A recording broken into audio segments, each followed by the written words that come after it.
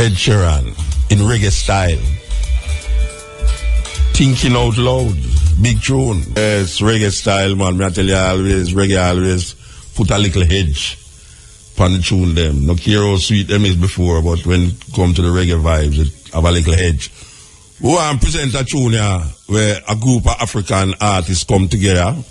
We talk about Africans who actually, we call them continental Africans, who come together and just like the We Are the World song, well, this is the African artists' contribution to the Ebola crisis that hit Africa. So we want to play this tune here by a group of, as we say, African artists singing about the Ebola crisis. Here goes. Ebola in Africa. Them say, Africa, stop Ebola. Yes. All right. You know, say them, well, this week is designated Islamic Awareness Week. And we really need some awareness about Islam in Jamaica. Because there's so much things are going on in the world, you know, that one would want to demonize people who claim Islam as them religion. Well, we know better, you know, because we know so them demonize Rasta over the years and we persevere and reach us now. So we now go through miseducation or propaganda cause us to really eat out against a religion that is the fastest rising religion in the world right now. You understand? Islam. So, in recognizing Islam Awareness Week, we want to talk to, interview brethren from the Islamic Council in Jamaica. Because you know that they have a group of a community of Muslims in Jamaica, and this week, no better time to really talk to them. Let's talk about different things, you know what I mean, misconceptions, the different belief system, and why it is necessary to have an Islamic week. Well, we know why it is necessary to have an Islamic week still, because most Jamaican people, all them hear about is, that when them hear Islam, them associate terrorism with Islam. We see where the Jamaican government have a little youth here right now under wraps in custody because the Surinamese say he was going to go through a land like the young people them in England and America, especially females, who's making that trek now to go and join ISIL in Syria. So them have a gateway through either France, Germany, Holland, and them go through Turkey and go up on the border there and end up in Syria, joining ISIL and become what them call terrorists. Well, this youth was purported to be going there when he was held and hold him in a Suriname. I don't know how the hell Suriname come in at this thing here, but I guess maybe he never have an American visa. I don't know. He did have to go through one country to reach another country. Because we know artists who left and can't go America and them end up all in a Panama for reach Africa. Yeah, then a day we go Gambia and artists never did they have American visa. Them have to reroute them through Panama, France, and then into Africa. You understand? So maybe we don't know, but I hear the family say them go and go sue. But them hold on upon the youth still. But I know why them hold on upon the youth, you know, because the youth like that now, if them get any inclination that this is what is happening, you know, so they have to bring some American down here to interrogate him too. Yeah, them people there, now gonna let him go until some American involvement get in there. But the weirdest part of the thing, you know, when I youth, it's a black power. Before the Rasta time, it's a black power, and we used to move among some man who had different black power. And in a them time there, which it's still banned, still, you know, but them can't come lock you up now for your Marcus Garvey philosophy and opinions. Or an autobiography of Malcolm X. Then can't come tell you them and lock you up for that. Oh. You know, see, but it's still illegal. It's like a D. Lawrence book. You know, them used to them say D. Lawrence book is a banned book. But we read so much D. Lawrence book, and now I read so much Black Power book that it crazy. Anyway, in my school days now, we used to go among some man who are just that. We are read autobiography of Malcolm X, Soul and Eyes, Wretched of the Earth, you know, Black Skin, White Mask, Franz Fanon, all of them book there were the Black Jacobin, all of them book there were anything with Black Shearer, the minister, the man with the $5,000 bill when nobody no use. Shearer say, him a ban them book there.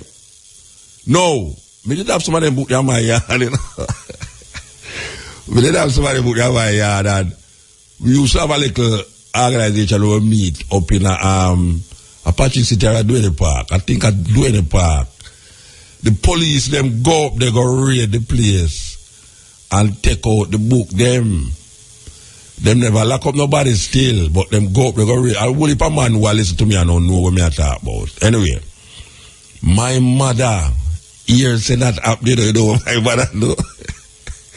My mother go search all of my book them be have, you know, and carry them go the gully, go throw them, you know. Yeah, dog at James Street Gully, that's how we used to live in Alman Town there. James Street Gully, we used to run borders. Again, those of you who know how they get to life, live with the youth them days there. Borders. We used to run borders in the gully. When the gully water come down in the gutter, I even a gutter to pan sidewalk. We have some little wood where we shape in some little diamond, like diamond shape, and paint them different color. And we drop them in the water with a race, borders. Everybody drop like 4 away, 5 away, have a little borders, and we are going like a boat race are going in the water. Anyway, my mother go down James Street Gully, which is James Street Gully we used to go down in a road, run borders, and take the book them out of fear. And go dump the book there. Yeah, that's right. I dump the book there. All right. The reason why I bring up that now, you know, the reason why I bring up this now is that I am seeing where after them catch the youth, him supposed to come from St. Mary a year, and them go him house and find a Quran. And that is now, this is the problem now. Because I don't know where going, you know. I just list where I read in the newspaper. Them find the Quran in him house, and that is supposed to now legitimize him to be a terrorist. No, I don't do it, you know. I tell a man from now, you know. I tell policeman from now, you know. Me have enough of the book in my yard. Me have enough Islamic literature in my yard. We don't have nothing to do with terrorism. And if right now the Quran is a terrorist book, and if people find in a yard with terrorist book now, you are deemed terrorist, then boy, I don't know where to happen. Because that sound like the guys them that kill the Christian them because them are Christian. So you got demonize a man now because them have a Quran in his house. So what you say about the Bible now? Because the Bible has done more harm to the psyche of black people than the Quran has ever done. I mean, I legitimize the Quran, but we just say, we have to balance the thing. Me remember an incident with Marcus Garvey Jr. at Kingston Technical High School. After we are where Marcus Garvey buttoned them with the red, black, and green. And we was very proud as youth. And we are red, black, and green. I have Marcus Garvey Jr. in the school, Kingston Technical High School. The principal did side say, him no want the color there in him school, so I'm going to tell everybody, say, must take off the red, gold, and the red, black, and green button, or else you're going to get detention. And I'm going to detention too, you know. If you come in at the school with the button, you either take it off or stay outside. Well, Marcus Garvey Jr. never take it too lightly. You know what him do? Him say, this is Marcus Garvey Jr. we are talking about, the first son of Marcus Garvey, the first national hero of Jamaica, teaching at Kingston Technical High School. Marcus Garvey Jr. said, look you know, you see, if my father button can't wear at the school, no button no for wear at the school. And him go around and take off all the Kingston Technical button them off of the feet in the heaven. You know see? Any button, whether Jamaican flag upon it, Whether it was KTH, SR, anything, him take it off. So that was really a thing. So I don't know if this is now going to be problematic. Where if you have a Quran in your house, you're liable to get a check. Or you're liable to find a surveillance. Because I now forget where my boy tell me, you know, big police, where Mr. Where the policeman name again? Adams. Me remember, me now forget Adams, you know. It jump out of mouth, you know. Adams said, sure. Me remember when you used to live a garden town, we used to have you under surveillance, you know. I mean, you're good boy. Me not take them to the lightly, you know. Me not take them to the lightly because he was one main policeman. And fit that jump out of mouth, you know, say, most of when you live a garden town, you know, we used to have you under surveillance, you know. But yeah, you're good boy. Well, me I tell you, say, and me no free some under surveillance still, you know. Because me know what me say, me know what me saying, me very conscious of what me saying, and me not say forget no props or forget radicality, but me I come from my heart and me I say, if I decide then now, I decide I forgot there. Because a whole heap of people in a medieval times, if them catch you with the Bible, Christian me are talking, you know, because the Bible wasn't written for normal people that read it, you know. It's like in Ethiopia, you know. The book, the Bible, what them call Bible in Ethiopia first time was written in Gez. Right? And what is that? It's only the high priest them. It's only the priest them could have read it. So the normal man couldn't read because him not understand Gez. Him understand Amharic. A Haile Selassie come and say, watch a man. We're going to put the Bible in a language where the majority of people know. So him put the Bible from Gez to Amharic. Well, it's the same way in Europe now, that the Bible actually never write for like Neil read it. You know, see, it right to be translated to Neil. That Neil can say, oh, that's how it goes. So he never have a chance to read it himself. So the guy who had translated can tell him any foolishness. And if a slave, this is not joking on Neil. If a slave was caught reading in a slavery days, him liable for get lynched. A slave would have to hide and read, you know. Much less the Bible.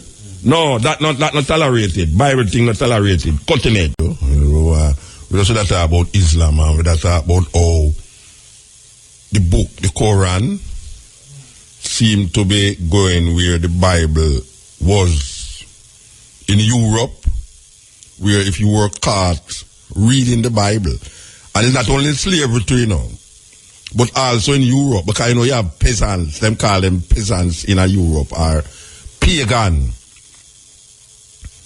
People have this thing about the word pagan. Pagan is farmers in Europe who used to look at nature as them, because them is planters, them seek them salvation through nature. So them never follow the Pope or the God of Rome or the Jewish tradition or Jesus. Them family, just like all the African, them have them own religious perspective. Like animism. Animism is the belief that even inanimate objects have a spirit. Even a stone is living. Well, in Europe, the pagans were a group of people who look upon nature and recognize nature. But over the years, Christianity demonized anything that is not Christian, and you were killed, burnt at the stake, or your head chopped off because you was not a Christian, and especially if you was not on the auspices of the Pope of Rome.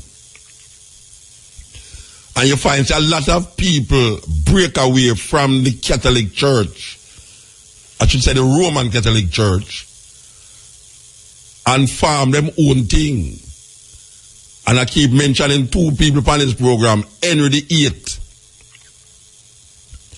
Henry VIII want to do something. I think he did want to marry and divorce. And them never sanction it. And Henry VIII break away from the papacy and form something that we now call the Anglican Church. Then you have a German named Martin Luther, not to be mixed up and confused with Martin Luther King, the black man from America, but a German by the name of Martin Luther. Him start to declare, say, the Pope is the mother of all lots. Rome, the Roman Catholic Church. And him break away and form the Protestants. As you know about the Protestant Church. The Protestant Church protests against Rome as their designated head. So all of these people and others, including the Muslims and the Jews in Spain, and one of the reasons why the Inquisition was started, it was started against the Moors and the Jews in Spain, Granada to be exact. And the Queen and King of Spain, King Ferdinand and Queen Isabella, started the Spanish Inquisition in 1492. Same time when Columbus ventured to this part of the world. There was a thing named the Inquisition taking place in Europe, where you were called to the Inquisitor. And the Inquisitor, this word inquisitive. And the Inquisitor, this word inquisitive, coming from them time where the Inquisitor is like a judge, jury, and executioner. Or you have some inquisitive people who would inform the Inquisitor that you were doing things outside of the Roman Catholic idea that the Pope would not sanction. So you will be called and tortured. A whole heap of people get tortured because them feel say you're a devil worshipper, and them call you to sacrifice, not sacrifice, to torture you and tell you must confess your sins. And if you don't confess your sins, the torture was placed on you more and more and more. And you know, if you're getting too torture, you want the torture to stop. You go and say, yes, me did I worship the devil. And then them say, me did I tell you say I worship the devil all the while and still kill you. The people are easy, you know.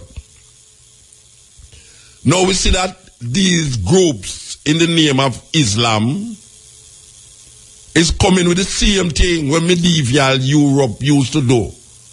And sometimes when people point finger, they must remember that the exact thing them where these ISIL and Boko Haram do is the same thing them the Christian them used to do.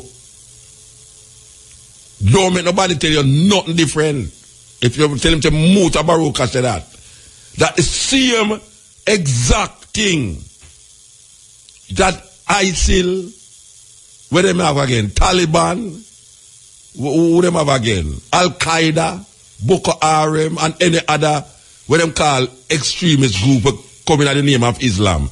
The same thing where them do, are the same thing Europeans used to do to people who them call non-believers. That is how them chase the Jews and the Muslims out of Spain. So now we have a situation arise now where more and more people is moving towards Islam, the fastest rising religion. But meanwhile, it is rising in one sense. It is gaining enemies in the next sense because a group of people use it to facilitate their fundamentalism. and has spread all over the place in the name of Allah. So now you have some people in Jamaica, not to be mixed up with the black Muslims under the auspices of Louis Farrakhan. The black Muslims started 1935, I think, 1930, when a man named Farad, who them claim is the representative of Allah on earth, made a divine manifestation to a man named Elijah Muhammad. And Elijah Muhammad became what we call now the revealer of the black man redemption in America. Thus, the nation of Islam are the black Muslims. But you have a group of people that is not connected with the black Muslims. They are what I call Orthodox Islam, where they follow the international way of talking about from the Quran. They interpret the Quran as an orthodox Islam.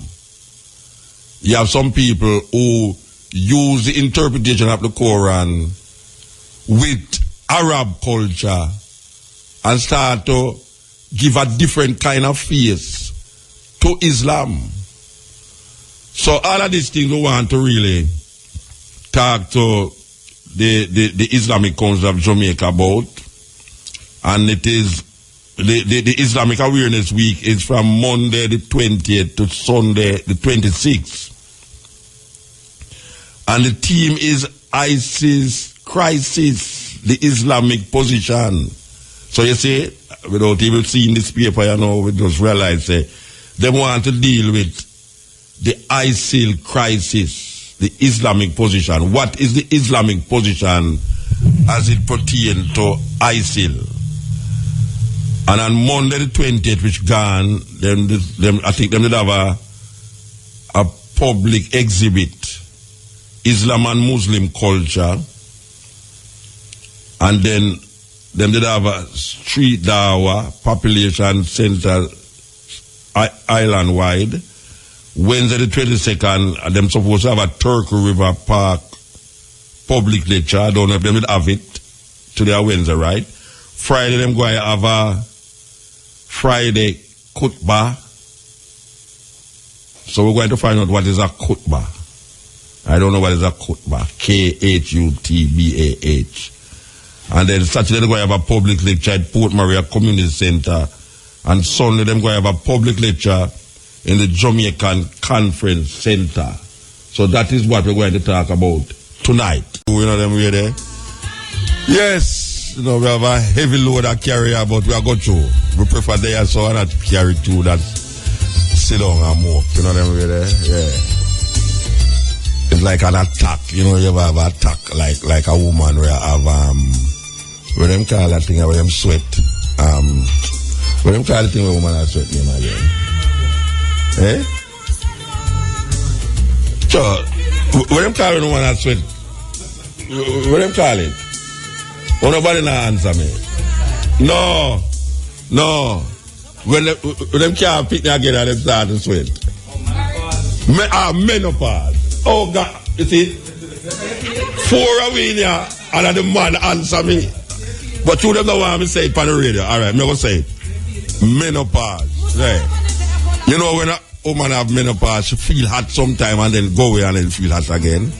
Well, me in that mood, you know, on another level, you understand? Like sometimes it just come over me and then it just go away and it just come back over me and things. So, we are do the program, but I hope say it not come over me be like we are do the program. Because I never when it come over me, it's like, it's another me that. So, me just say, yeah. Other way the way they pan you know, with the pan a thing where something just come over you and then it just go away, but it linger and it keep coming over you. Cutting edge. You find a religion where the way over in Africa there with some man where no wear shoes and dreadlocks. Believe you, and them not have nothing to do with Rasta. You just travel and you just find some man where no wear shoes and dreadlocks. And them not have nothing to do with Rasta. All man is in a Germany, you know. And the man, them come on the show, them hear about Mutabaruka, them get to Mutabaruka now wear shoes, and they come on the show, you know, them, you can't tell them, say me a Rasta, you know. Them say, me, a Sheikh Amadou Bamba send me. Yes, them say a Sheikh Amadou Bamba send me because them don't know no other man will walk barefoot anywhere other than Sheikh Amadou Bamba. So them say, yes, a Sheikh Amadou Bamba send me. Well, we know that Sheikh Amadou Bamba send me still, but you understand? Man take me from my shoe and carry me go a place to go show me the strength and power of what them would have want call powers. Powers, but we don't call it no powers still, because we can't go around all of them something there. You understand? But it feel good if you know, say, you have a group of man, we in Africa there. We say, Mutabaruka, you are one away. You are one away. You understand? And from that, every time we go to Senegal, you know, me have to go. Every time, as a matter of fact, me there Gambia too. And get message say, me have to go to Senegal. So, me love them brethren there. Me love them brethren there because them have a certain liberty. And them is not orthodox Muslim, you know. Because them create them own concept of Islam out of them experience. Just like how the black Muslim create them own kind of Islam out of them experience. These brethren, the Bafal brethren, them is Muslim, but not, you're not going to see them behave like how you have the Arab thinking Muslim them thing. You understand? Them not in no Arab culture. Them in them Senegalese tribal culture fused with Islam. So when you go out of them place, you know, when you go out of them place, you think you want bingy you go, you know. Because the man in my fire burn with you and a beat, jump and a chant the whole night till morning. Just a chant, just stand up and just a chant. And me there at the place and me I think, say, but wait. This come like a bingy to me because when you look at the whole of the man, them have pure dreadlocks in there. None of them are Rasta. And them not allow you to wear shoes on them bingy ground. You have to take off your shoes outside, in the yard, and come inside of the place. And you sit down in there, you marvel at these things, man. You marvel at these things. If you really know, say, yeah, experience this. Yeah, experience this in another place, in another part of the earth. And you say, oh gosh, man, may I tell you, cultures in cultures in cultures in cultures. Who call themselves Muslims, them Sufi, S-U-F-I, Sufi. Sufi is a more, I don't want to say sophisticated kind of Islam, but it have a kind of expression the way soft. Yeah, soft, Sufi. I guess all the when them call them ISIL people, they don't want to be all them man, the Sufi man. No, me I tell you, religion, strange religion. It's a very strange thing. Next holiday I come around, the holiday them not done. Me don't understand how the holiday. Alright, me don't understand nothing. Alright. We have on the phone line here, Sheikh Dr. Abdullah Hakim. We want to say, Salam alaikum. Yes, walaikum salam, my brother. Give thanks, man. Give thanks. Yes. Okay. First of all, you live in Jamaica? Yeah. I'm originally an African American with Eastern Caribbean roots. Okay. My wife is from retirement, St. Anne's Parish, and we came back to Jamaica in 1981. For 4 years, I lived in Jamaica. And I was one of the founders of the Islamic Council of Jamaica, and all over the island. And yeah, for 4 years I lived in Jamaica. Yeah, all right. So you is the first I say doctor in front of Sheikh for somebody. Explain what kind of doctor you are, and explain to the Jamaican people who is a Sheikh. Okay, a Sheikh is somebody who qualifies in an Islamic university. And so I lived in Saudi Arabia in the holy city of Medina, And I learned Arabic language, and I was the first American to graduate from any university in the Arabian Peninsula. So when you graduate, then they give you the title Sheikh, right? Which means a person who's a knowledgeable person. But later on, I continued my studies, and I did a master's and a PhD from the University of Toronto in Canada. But my field was West African history, and I traveled through Nigeria, and I used my Arabic language to go into the writings of the great scholars and leaders in West Africa before the colonial period. And that so means you studied man like Sheikh Diop and these people. Yeah, somewhat, yeah, and to Diop, but the great Sheikh Othman Denfodio, yeah, and Haj Umar Tall, and these are some people. But I've known, I knew Dr. Ivan Van Sertima. I traveled to the pyramids, went down into the temples. I lived in South Africa for 10 years. I traveled all over the southern region of South Africa, Zimbabwe, Mozambique, Malawi, Lesotho, Swaziland. My wife, Karima, Jamaican, was with me. We worked inside the African townships, Soweto, Mamelodi, the major townships of South Africa. So I got a chance to see a lot of things, in the world, and that has been a great blessing to me.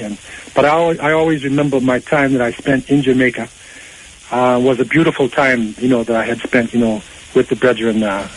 Yeah, all right.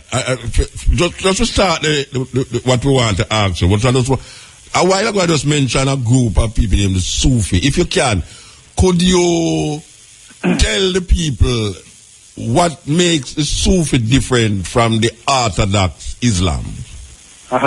Okay, Muslim, the word Muslim means one who submits to the will of God. And so, Muslims are people, we believe that the original prophets, Moses, Abraham, Jesus, they were all submitted to God. So the word Muslim just means one who submits to God. The last prophet we are taught was the Prophet Muhammad, peace be upon him, who was a cousin of Jesus and Moses from the family of Abraham, but on the side of Hagar. And so this is where the Muslims comes in.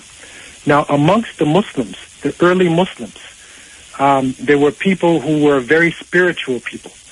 They spent most of their time in prayers and in fasting, and they were concerned with the spiritual matters. So when you say a Sufi is supposed to be a person, who is a spiritual mystic, a mystical type of person. So it's only an aspect of Islam. Yeah, but the Sufis, you call them, the Ayman, we call them shamans and things, but it's Sufi, where you actually find Sufis? Is there a place in Africa or on the Arabian Peninsula where you'd find the Sufis practicing that aspect of Islam? Yeah, Sufis, you find them in all the societies, because the Sufi is just somebody, who's focusing on the spiritual part, within Islam, the mystical part. Some of them become, shamans, and people like that. But other ones are just mainly trying to solve the problems of the heart, how people come closer to God and whatnot. So you will find Sufi groups, which are in all over West Africa, East Africa, along with the other mainstream groups. A Sufi is a Muslim. All of the Sufis are Muslims, but not all the Muslims are Sufis. Yeah, we understand that. Just like the Bafals. They have the Bafals are Muslim, but not all Muslims are Bafals. Right. Right. You know the Bafals. You have experienced the Bafals, especially in Senegal. I don't know if you know of them. You have the Tijani. There's a group called Tijani. No, we're talking about the Bafals now, out of Senegal. Right. So Senegal, you have the Muridiya, and Tijaniya. These are two big Sufi movements that are there. They're like brotherhoods. So maybe the Bafals, it may be connected to the Murids. Yes, all right. Because the Murids leader, his name was Ahmed Bamba. Sheikh Ahmadou Bamba. Yeah, Ahmadou Bamba. He was a great leader. And he taught his people that they should not only be spiritual, but they should also have businesses. Yes. So the murids are very organized. They have a collective way of doing business all over the world. I came in contact with the murids in South Africa. They invited me to their place, and I met them and met their leaders. And, you know, they're all over the world. Anytime you see Senegalese people, you will see either the Tijaniya or the Muridiya. These are like brotherhoods, major brotherhoods in Senegal itself. Okay, all right. Now we have a next group that is a very large group from where you come from, and that's what they call the Nation of Islam. Right. Now, we know that the Nation of Islam are Muslims, but not all Muslims are from the Nation of Islam. True. So you got to explain to the people, you know, what makes the Nation of Islam different from the Orthodox Islam. Okay. The Nation of Islam came out of the followers of Marcus Garvey. And as you know, Marcus Garvey had Black Consciousness movement, and his teacher, Dus Muhammad Ali, was a Sudanese. You know, and so within these teachings, there were individuals, you know, who took it a step further after the Garvey movement, you know, had started to break down. And so Elijah Muhammad, he met a man from the East called Farad Muhammad. And so he combined the teachings of Marcus Garvey with Christianity and with Islam. And then he came up with a version of Islam that is not actually the same as the original. It's really, I would say, 2/3 the teachings of Marcus Garvey. Because you'll see that the teachings of the Nation of Islam is focusing on know yourself, do for self, have respect of your roots. But Elijah Muhammad, because, you know, he didn't travel in the East, he came up with a theory, you know, which was different than anybody else had ever, you know, taught before.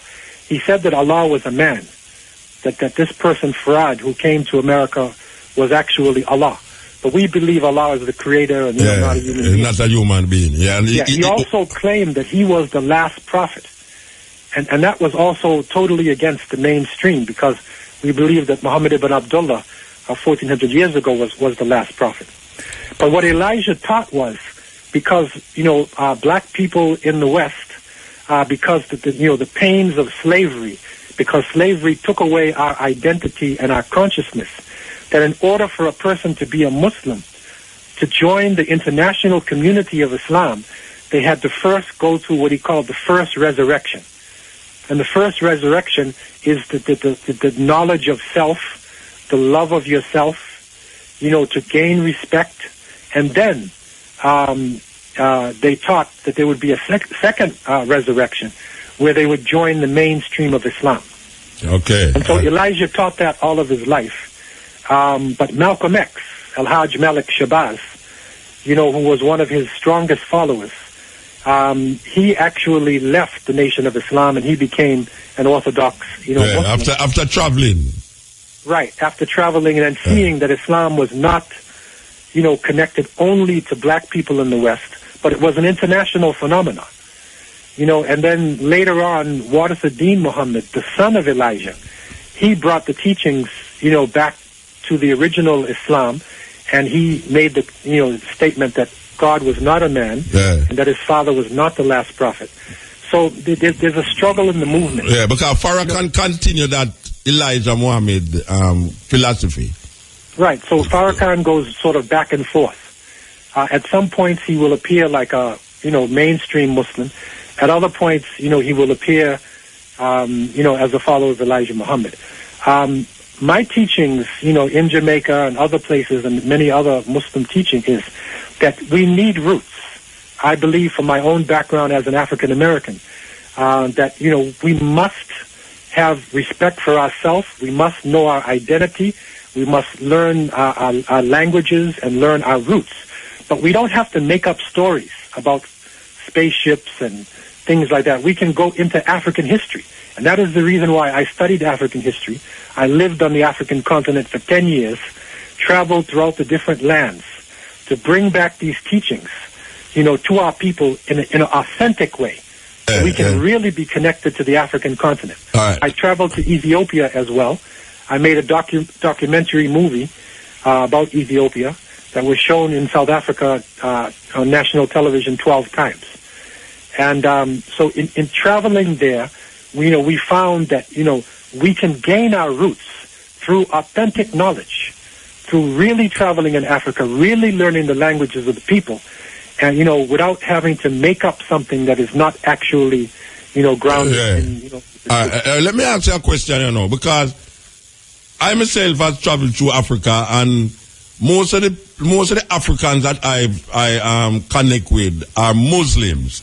Right. But what I find is that there is a confusion when it comes on to the liberty of Islam amongst black people, because we see what is happening is that Islam in Africa is fused with Arab culture, and I think what is not precise and definitive is the idea that Arab culture is different from Islam, but because of the Arab influence on Islam, you find that a lot of people adopt Arab culture and say it is Islamic culture.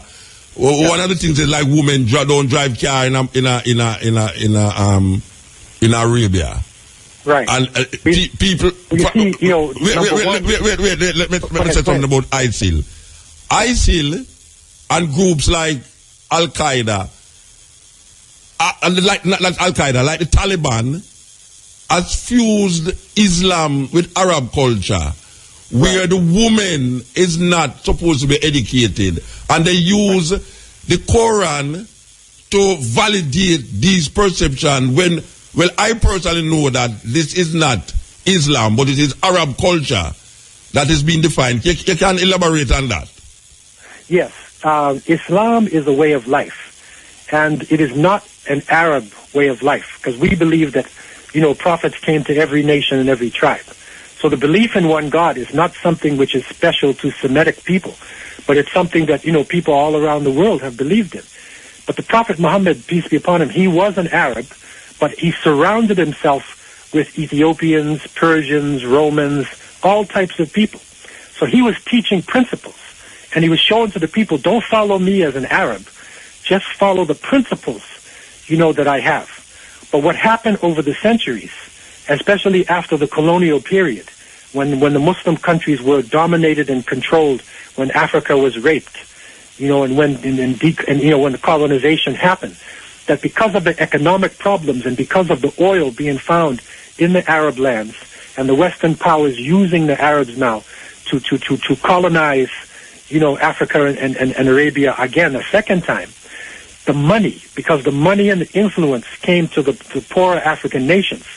So people followed the Arabs, not because they're following Islam, but because the Arabs, have, more development, and they have money, that is in their hands.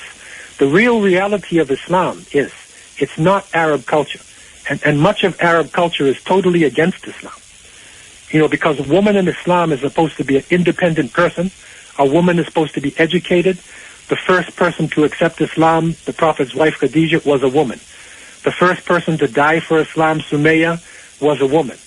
The second most learned person in Islamic history, Aisha, the Prophet's wife, was a woman. So women played a very important role. And what we teach in the West is, you cannot come into our culture, African, Caribbean, American culture, and then say the woman is nothing. The woman can't drive. Because slavery period, the woman was the one who saved our culture. It was the woman, for most of us, who was the father and the mother in the family. It was the woman who was the foundation of, our black, our African society within the West. So how can somebody come along now and say that a woman is nothing? That's completely against the teachings of Islam. But the unfortunate thing is that many of our people, we blindly imitate other people, especially those who are ashamed of themselves. And so as African people, some of them became Pakistani, some of them became Turkish, some of them became Arab, instead of going back to their own roots, in Africa, and finding the teachings of Islam, in that environment.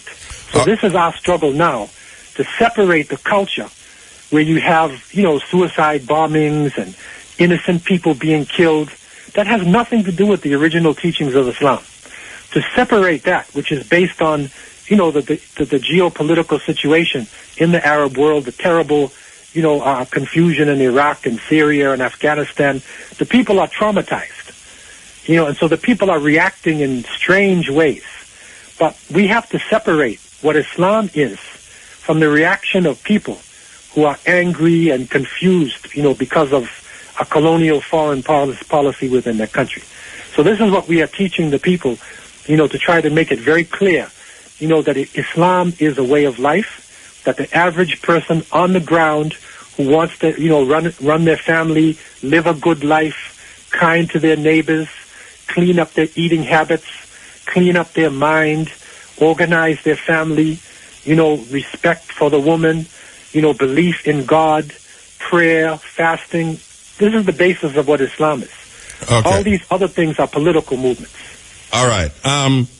What I find too, which is really astonishing to me personally, is that you meet an African, a West African especially, and he has an African name, but when he become Muslim, he change it to an Arab name.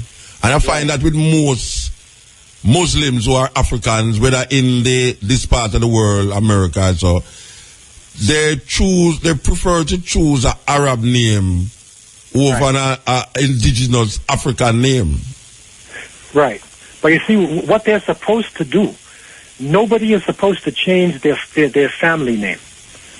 What they do is that because the Quran, which is, we believe, is the last, scripture, the last testament, it was revealed in the Arabic language.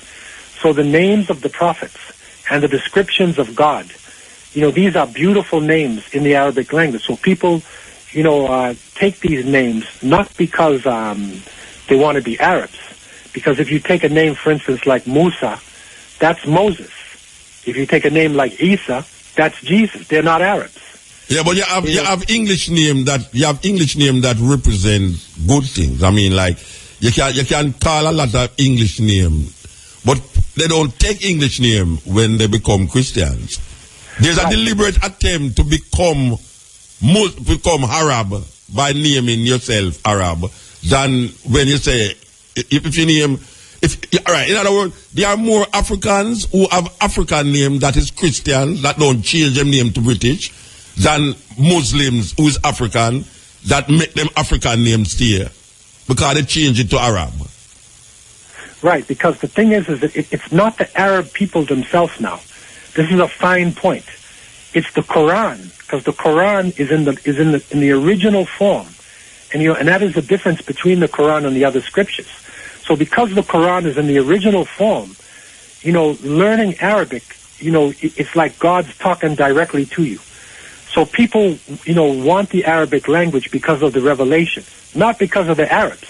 No, I know, but they take the name, the Arab name. Even though the Quran does not insist on you changing your name to an Arab name, but no, but Africans change the name to Arab name, believing that they will be more identified with the Quran if they have an Arab name. Right. But the key thing is, like you say, nobody is supposed to change their name. The followers of the Prophet Muhammad, peace be upon him, none of his followers changed their name. There was one person named Shams, who was the slave of the sun. So the Prophet said, no, change your name to Abdurrahman, which means the slave of God, who's the most generous. Yeah, but there were Arabs already. Otherwise, nobody changed their names. No, but these people who Muhammad was speaking to were Arabs already. Right. Yeah, so they don't need to change their name to English again. You know what I mean? Like, no, but I'm saying that Africans who have them indigenous name, when they become Muslims, reading the Quran, they change the name to Arab name. Right, but for instance, the scholar that I studied in West Africa, his name was Sheikh Uthman Danfodio. Okay, so Danfodio in the Fulani language means the son of a scholar. Yes. But that's Fulani. Yes. That is not Arabic. Yeah, I know. You see? So what he did was, Uthman, that is an Arab name of a very famous person, the third caliph in Islam. Mm-hmm. So the father called him Uthman, but they kept the family name Danfodio. So you wouldn't agree with me that most Muslims change the name to Arab name, even though they have African name? You wouldn't agree with me? I would agree that, people do, not just Africans, Chinese, Indian, all the nationalities. But what I'm trying to tell you is that the reason why they're doing that, and they're given names, is because they want to identify with International Islam. Brotherhood of Islam and the Quran. Yes. Not the Arabs, because the Arabs only make up about 15% of the Muslim world. 85% of Muslims are not Arabs. Yeah. They don't speak Arabic. Yes. But they want to identify with the Quran. Yes. So what we teach people here today is that if you want to change your name, don't change your family name. Yes. Because your family is your roots. Yeah. Right? But you have two given names. Like my given name was Ronald and Kenneth, and the last name was Quick. Right? I mean, that's a slave name anyway, right? Yes. Because it wasn't originally from Africa. Yeah, definitely. But still, because Quick is our family, so I said, no, I'll call myself Abdullah Hakim Quick. Yeah. I'm going to keep my family name. All right. I have a thing about it. What I have always maintained from school is that even though I know that I have an English name, but it's my mother give me it. That's right. And I decide that I am going to give myself a name, but I will still pay respect to my mother by holding on the name that she chose. Because the name that she chose is the name that my father had. Exactly. Which is a very weird thing, because my given name from my mother is Alan Hope. But also my father's name was also Alan Hope. But when I become very conscious of myself, and I started to say, all right, I am going to give myself my name. And I decided I would give myself this name. But when I look at it, I say, in to due respect to, as you just say, the family, even though they were very unconscious about the African perception and perspective, I said, all right, I'm going to just go and hold on that still. But most people know me as Muta Baruka. Right. So that is really, so I really can see through that, but I still maintain that I don't see no black American who is Muslim giving themselves African name. I don't see it. I don't see nobody doing that. No black American who is Muslim. I don't see them giving themselves African name. Most of them, I see them give themselves Arab name. But I understand where you're coming from still. All right. The ISIL thing seems to be a problematic thing right now in the perceptions of Muslims in the West here and otherwise. Right. But I want to talk about it because these people seem to be gaining grounds in the perception of young people in this part of the world. Why is it that you think that young people from England and American thing want to fuse themselves with this group that is deemed a terrorist group when they have Islam around them every day? Right. But they are not. I'm going to answer this directly because I have great respect for you and the work that you've done. Yes. The basis of this problem is the foreign policy of the West, in the Muslim countries. Yes.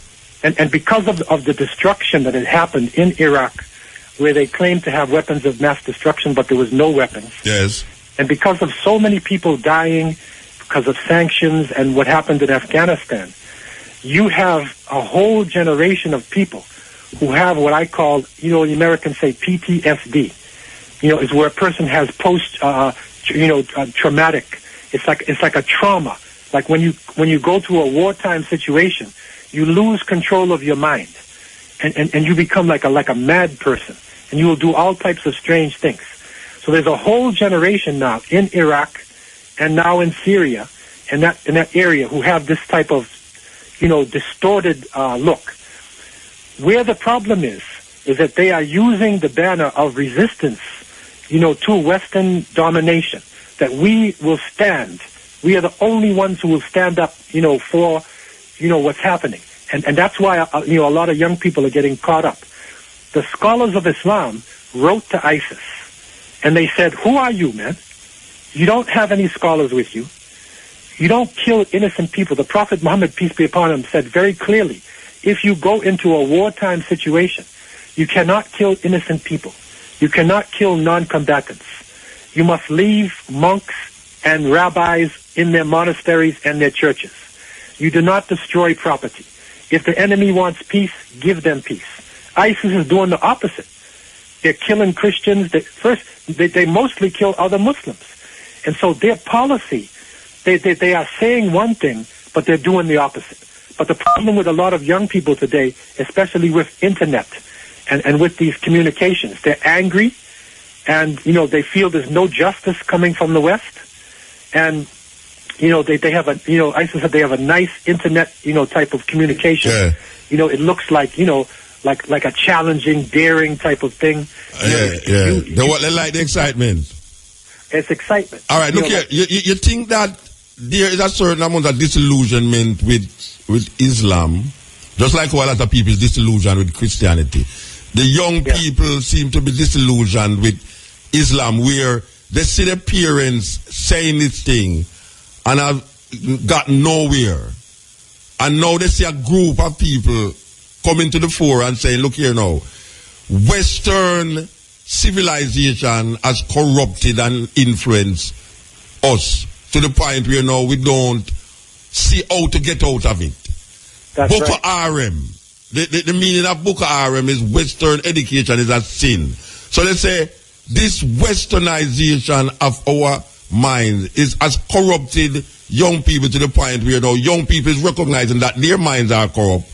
So they choose a way out, and one of the way out is to associate themselves with this group who is fighting what they would call Western thinkers, because even Muslims too think Western. So maybe these youth is seeing a way out through ISIL, or you see that?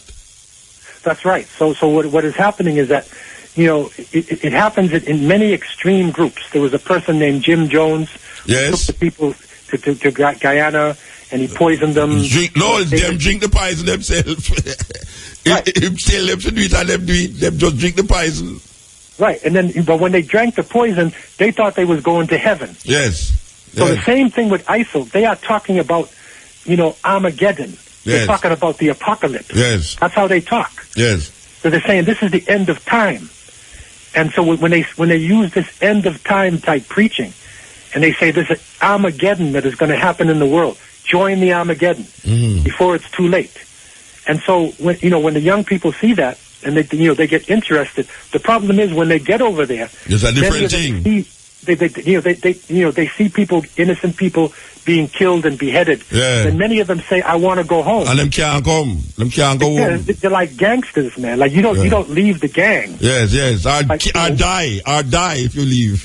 That's right. All right. So you don't see that there's a similarity between American conservative Christians who is saying Armageddon too, because these so-called Western Christian minds, who's very conservative, they are using wartime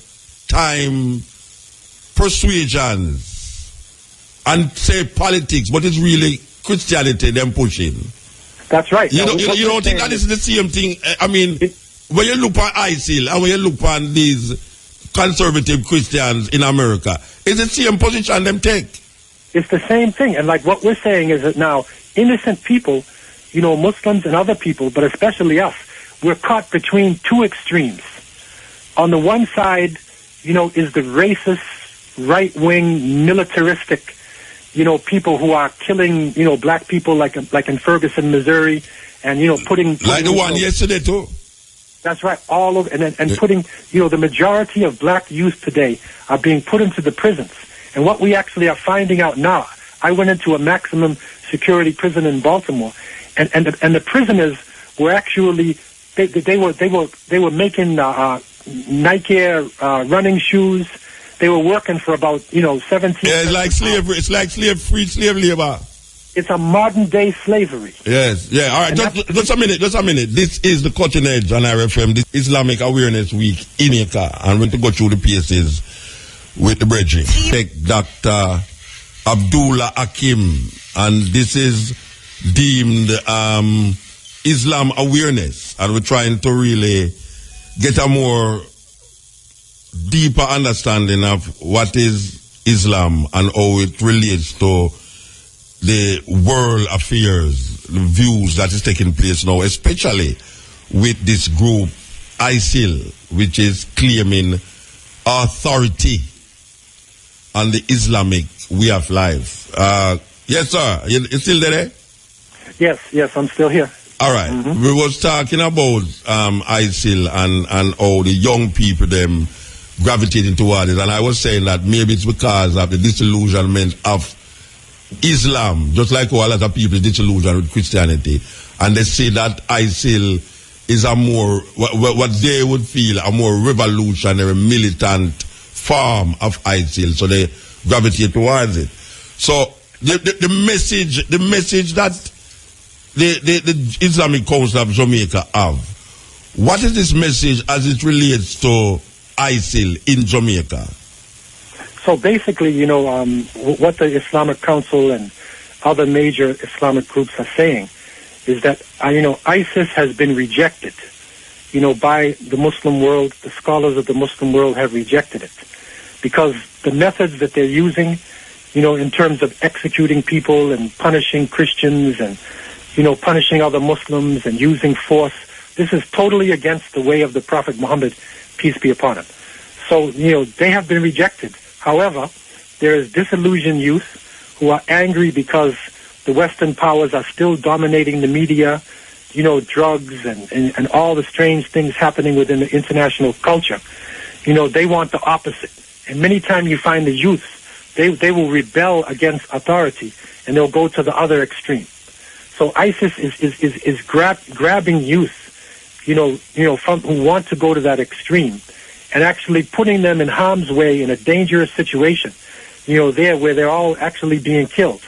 And so we are cautioning, the young people, cautioning the society not to get caught up in the hype and in these things which are being said, because Islam is a balanced way of life. And even in a state of war, the Prophet Muhammad, peace be upon him, taught a way to regulate war, that you don't kill innocent people, you don't, kill Christians, Jews, you don't destroy synagogues and churches, you don't kill non-combatants. It is a moderate, organized way, even in a wartime situation. So what we're doing is that we are cautioning the young people, don't get caught up in the so-called adventure, because when you get over there, it's going to be a nightmare. All right. I want to get into some of the tenets of Islam as prescribed by the Quran. A lot of people believe that Islam and Muslims force marriage. You answer that. I mean, it's a forced marriage because Muslims are allowed to have more than one wife. Right. That is the first thing. And then they say that, for instance, the history shows us that Muhammad, the prophet, was married, one of his wives was 7 years old. I don't know if you know of it. Yeah. Mm-hmm. Yeah, all right. Okay. Tell me what is the view of Islam and forced marriage? Yeah, marriage is, in Islam has no force. In other words, no woman, no girl or woman can be forced to enter any marriage. According to Islamic law, if the girl says, I don't want this person, the marriage is canceled. What happens is, in certain people's culture, especially you find it in, India and Pakistan and some of the countries there, they, because of their tribal culture, they force their daughters, into the marriage, but that is considered to be un-Islamic. So what is happening is a difference between Islam and difference between the culture. Yeah, but can a 12-year-old or a 7-year-old have a decision to marry to a big man? I don't understand. Yeah, you see, we have to put things in proper perspective, because in the time of the Prophet Muhammad, peace be upon him, marriage all over the world, not just in Arabia, there was no teenagers. Either a girl is, under puberty, she has not had her periods, or she's a woman. When the periods come, she becomes a woman. That's how it is in those societies. So you will find that, young people, young women in many societies, in Arabia, Africa, and many parts of the world, girls would get young once their periods come. And so in this case, the Prophet was betrothed to her, and the father was involved, the family was involved, the girl, agreed, but he didn't actually, take her in his house and have any relationship. No, I understand, but wait, I understand both not having sex or anything, but what I'm saying that all right, you just talk about India and those places, but India is also where even they are not Muslims like Hindus. They have a family relationship where the family is deciding for the little girl. I am saying to you that there is a thinking in Islam where a little 10-year-old, 7-year-old girl cannot make a decision about a man, but the family decide for her. I don't know if a little girl at 7 can say no to her parents. I don't know. Well, I mean, even in the Prophet's time, if the girl cried, right, when she saw the man, it was off. The marriage is canceled. You see, number one, there's over 1 billion Muslims in the world, right? And so if you look at the Muslims of the world, you will see that it is only a tiny minority, where young girls of that age are actually forced into marriage. This is something that does not happen in most of the Muslim world.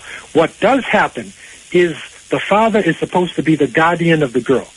So if, a young girl, somebody proposes, to your daughter, right, wants to marry your daughter. Yeah, a 40-year-old man and a 10-year-old girl. Right. So I'm saying if somebody wants to marry your daughter, you're supposed to check, you are involved in that. You're supposed to check out the man and see, if he's decent thing, if your daughter wants to be married, to that person. If it is something which is, which is reasonable and can be carried out, then, it is okay. In other words, the parents are involved. Some societies, they have the children just go do what they want to do, and then they come back to the parents later and they say, I'm married. But in Islamic society, the parents are supposed to be involved, with the marriage, of the daughter. Not to force her, but they're supposed to, give guidance, to the daughter or the boy, as to how they should marry the best type of person. So the point I'm trying to say, it's an exaggeration to think that all the Muslims in the world are forcing their daughters, to marry, older men. That is a minority of the people. But it is permitted in the Islamic culture. It is permitted. What is permitted is that if a girl reaches puberty, once she reaches puberty, which is, made in some societies, it could be 11, 12 years old, right? Once she reaches puberty, in these societies, and it's not only Muslims who do this, by the way. No, I know they have African traditions who do it too, but we're talking about the Muslims now. I mean, we know of African traditions where the family, you get 2 cow and 2 ass, and you like a girl, and you have to sustain the family. You're married into the family and all these things. I mean, that is something that happens in Africa. But I'm saying that in South Africa, if you're in Southern Africa, you have to pay lobola. Yes, which is 20 cows. Yeah. You must pay 20 cows to get the girl. Yeah. It's a lobola, they call it. What I am talking about now is the idea, for instance, in the Palestine, where they have mass marriages, and you see these big men, and these little 12-year-old girl beside them, and this is a mass marriage of little girls that cannot make a decision about love with a man, but they are given to these men by their family because a need is in the family. The mother and the father cannot afford certain things, and this man come about and say, I will maintain the family for your little 10-year-old daughter. I'm not exactly sure what you're talking about, but I traveled all throughout the Muslim world. I live with Arabs, and, I haven't seen anything like this. You have not seen any marriage between big man and little girls? No, I'm saying that, in some parts of the world, there's no teenager. Either you're a girl or you're a woman. So once she has her periods in these societies, then, it is allowed. In Western societies where Muslim lives, and in many parts, like South Africa and many places, the girl doesn't get married until she's, around 18 or 20 years old, 21 years old, according to, like that. It's not little girls that are being, and if somebody does it, of course, It's against Islamic law to force a girl, who's innocent and, into marrying a man who she's going to hate. That's completely against Islam. All right, we're not talking about, but we're not talking about force now. We're talking about permission. I'm not talking about force here. We're not, we're talking about when a Palestinian man recognize a little girl and he wants that little girl. He's a Muslim and he says, he goes to the family. I mean, you have that in African cultures too, We're not talking about Muslim. They go to the mother and the parents and say, this little girl, and because of the need of this family, the family submits to the man innuendos and get the little girl for himself. And this is a little girl. We're talking about 40-year-old man as opposed to a little 10-year-old girl or 12-year-old girl. Right, but the point I'm saying is that's an extreme. It's the same as in India. Okay, you say that extreme then. Poor, they will sell their children. They'll sell their children because they're so poor. So that is an extreme. The Palestinian people in some places have been bombed and destroyed, and they're in an extreme situation in poverty, and but that's not the norm in Islam. That's not a normal Islamic relationship. That's the key point I'm trying to make. Yeah, but I would say that normal is what Muhammad does. Normal, the Prophet Muhammad was given a 7-year-old girl. Right, but the thing is that his enemies, right? His enemies in Mecca, they tried to find every single thing that was wrong with him in order to accuse him, right? No, I'm not accusing it. Wait, no, Bridget. Listen to the point I'm making. Nobody in Arabia, nobody in Mecca ever said anything about that marriage. Nobody. Okay, because at that time in Arabia and all around the world, it was okay. If a girl reaches 7, her puberty, then and the family agrees, it is permissible to get married. So nobody ever attacked him. No, only in the 20th century. No, we're there. I'm not attacking Muhammad, No, I understand that. I'm trying to get clarity. Right, but what I'm trying to say is things have to be put into perspective. Okay. Like you have to look at the society at the time and the people who are living within that society in order to understand, what is permissible. All right. Today, this is something which, in 9 out of 10 cases, people would not even consider this. If somebody came to my house and wanted to marry my 10-year-old daughter, I would either punch him in his face, or he must be crazy. He's out of his mind. Okay, all right. Tell me something. How much wives a Muslim is allowed to have? The Quran said what happened was there was a battle. There was a great battle, and many of the men got killed in the battle. So the Quran was revealed over a 23-year period according to circumstances. And because the amount of women was much more than the amount of men, then, Allah revealed in the Quran, you can take 2, 3, or 4, right? As long as you can deal equally in justice with all of these women. If you cannot do justice between all of them, then only marry one. So the majority of Muslims, the overwhelming majority, 95% of Muslims, only marry one wife.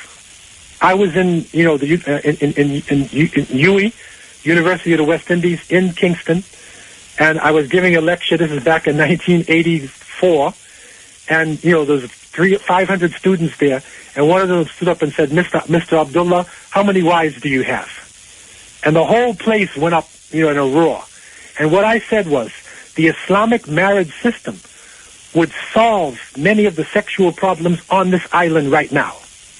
And everybody was quiet. And they said, how can you say that? And what I said to them is that if somebody wants to get married, I said, I asked them a question. If, do you believe that your husband will have another woman, a baby mother? And they all said, yes. I said, do you believe that this baby mother could have a child? They said, it's possible. I said, what do you want? They said, we want the ring. Okay, we want the ring. I said, okay, so you are allowing him to have other children, and these children, do not have the respect to be openly known, as the children of the father, right? All you want is the ring. I'm saying in Islamic society, if he was to take another woman, he would have to publicly announce that he's married to the woman. The children are his children. He's responsible for those children, right? And he would not be able to sneak around, in the middle of the night and to do that. And I said, I believe if that was instituted here, then, that would stop many of the problems, the social problems that are happening. Just a minute there. This is the Cutting Edge on RFM. The time is 12 o'clock, midnight. We're talking to Dr. Abdullah Hakim Quick. He's a Sheikh, and he is one of the founders of the Islamic Council of Jamaica, and this is deemed Islam awareness. We're just talking about the marriage, and you talk about how you could solve the problems of children relationships with this, what we call polygamy. Polygamy. But you know that the Judaism permits more than one wife too. Of course, the Prophet Solomon, David, all of them. They have more than one wife. All right. Tell Jamaican people, you have some words that people hear all the while, but I don't know if them understand these words, like infidel, jihad, and what is jihad? Yeah, the word jihad is from the word juhud, which means struggle. So a jihad is when you're struggling against evil. And jihad is on different levels. You have what they call jihad an-nafs, which is, the struggle with yourself. So if a person has to choose between, they see an older woman, they're going to steal her pocketbook or they're going to take her across the street. So that's a jihad. What are you going to do? If you choose to take her across the street, then you have won that struggle. In other words, good was, prevailed over evil. Jihad also is in your family. You clean up your family, clean up your life. Jihad is in your society. You clean up your streets, you clean up your society, you struggle against evil. And another form of jihad is when your country is invaded, by an enemy, and then you are fighting war, right? The concept of holy war, there is no holy war. War is not holy. And so, there's nowhere in the Quran or in the sayings of the Prophet where jihad equals holy war. Jihad only means struggle. And it is something which has been taken out of perspective because the Muslims were one of the groups that resisted in the slavery period. And I have a book called Deeper Roots, and I did a number of, a lot of investigation. Muslims who came in the Atlantic slave trade, they led many of the slave rebellions in the Caribbean. Toussaint Louverture, the great generals, Bookman and Macandal, who started the revolution on the plantations. And then Toussaint took over in Haiti, in Bahia, the Maroons, 1835, in Suriname, in Jamaica, the Manchester Rebellion of 1821. There was an Arabic document being passed around amongst the slaves in Jamaica, and we have documented evidence of this. Yeah, well, we know that there are a lot of words that the Maroons in Jamaica use that as its genesis in Arabic. A lot of people don't know that, but that's right. There's a lot of words that these the Maroons use that is really Arabic. You can check it out. Even Salam Alaikum, they use Salam Alaikum. That's right. And that's why the concept of jihad means if you were a slave, don't sit down there and allow yourself. Fight back. Struggle against evil. And so therefore, the jihad has been distorted. So people will think that jihad is killing innocent people, but that's not what it is. It's only merely a struggle against evil. All right. The infidel. Yeah. Infidel is a Christian word. There is no translation for that in the Arabic language. Because the Christians believed, and this is not the original teachings of Jesus, peace be upon him, but the Christian missionaries from Europe believed that the people they were going to were all going to hell unless, they accepted, Jesus under their cross, right? But, Islam, does not have this, because we believe that every person is born as a Muslim. It's their parents that change them around. And we are only bringing them back to their original self, which is submission to the will of God. So the word which is used is kafir, right? That's the word in Arabic. And that means a non-believer, somebody who denies the revelation. But the concept of an infidel means somebody who is evil by nature, right? That they're destined for hellfire. And we don't believe anybody is destined for hell. So why is it that so much Muslims use that word? Yeah, because they don't understand English. They don't understand, when you say infidel, you're using a Christian missionary term. Yeah. All right. I don't know if I should call it the black stone. Can I call it the black stone? Right. Mm-hmm. All right. Can you explain to the Jamaican people what is the black stone? Yes. What we believe is that the Prophet Abraham, peace be upon him, when he came into Egypt with his wife Sarah, she could not have children. And so the Egyptians, who were conquered by a group from Iraq at the time, they gave them a servant woman whose name was Hagar, or Hajar. And according to the Bible, in the Old Testament, Sarah said, take Hajar or Hagar as a wife. So the son that was born, and this is also, in the Old Testament as well, is called Ishmael. So Ishmael, Hagar, and Abraham traveled into the Arabian Peninsula to a desolate valley which is called Becca. And you look in Psalms, and it talks about the word Becca as well, right? So Becca was a valley there, and this is where he left, his second wife. He went back to his wife, Sarah, who was up in the area of Palestine. He was going in between the two places. And so on one of the times when he went into Mecca, he was commanded by God to build a house. So he and Ishmael and the people, they built a house called the Kaaba. And according to our traditions, an angel brought down a stone, from paradise, and it was put in place in the corner of the building. And over time, it changed color. It's not actually black. If you're right on it, I lived there for 7 years. If you're right close to it, it's sort of a, purple type of maroon, brown, darkish. From a distance, it looks like it's black. So they call it the black stone. And it is believed, it is part of the tradition that, when you make your pilgrimage to Mecca, that, that you should go to that stone and, you should kiss it or you should rub it, not to worship, but as part of the ritual, in making your pilgrimage, to Mecca. So this is the Kaaba, which is the square cubicle, house. We pray toward the Kaaba, not to it, right? And the stone is in one of the corners, there in the Kaaba. Right. You just mentioned about the Armageddon as preached by these ISIL people. Is there a concept of the end of time where all Muslims will be transformed?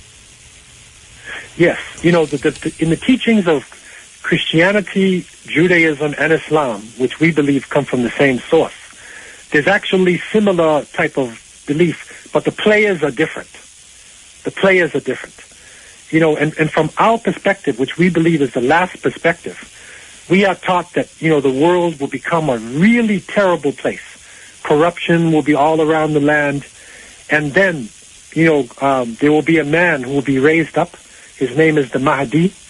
And he will, lead, Muslims, in a great struggle. During this struggle, Christians will actually make an alliance with the Muslims. Okay? And they'll be fighting another force, which could maybe something like Russia or something like some other force they'll be fighting. And that is in the Quran? No, these are in the teachings of the Prophet Muhammad, in what they call hadith. Okay. Right, so these are in his teachings. So then, after a period of time, an Antichrist would appear. And the Antichrist, we believe, is a man, and one of his eyes is, blinded, and he will have a great test on people, and it will be a terrible situation. And during that crisis, a major war is going to break out where the Antichrist is involved, fighting against the forces of Islam and those who are allied to them. During that time, Jesus, the son of Mary, peace be upon him, he will descend from heaven. Because we believe that he was raised, he's alive, and he will come back. And so he will come back, and he will lead the righteous forces against the Antichrist, and he will defeat the Antichrist, and there will be a period of universal peace. And it is said in our teachings that it will be so peaceful at that time that, that the sheep will actually, go to sleep on the lap of the wolf, because there's going to be no fighting at all in the time of Jesus. And then Jesus, when he returns, he will die a natural death, and then there will be some other major signs, Gog and Magog, and some other major signs before the coming of the last day. And so we are right close to, according to our scholars, we're close to the time of international confusion, international corruption, no peace in the land.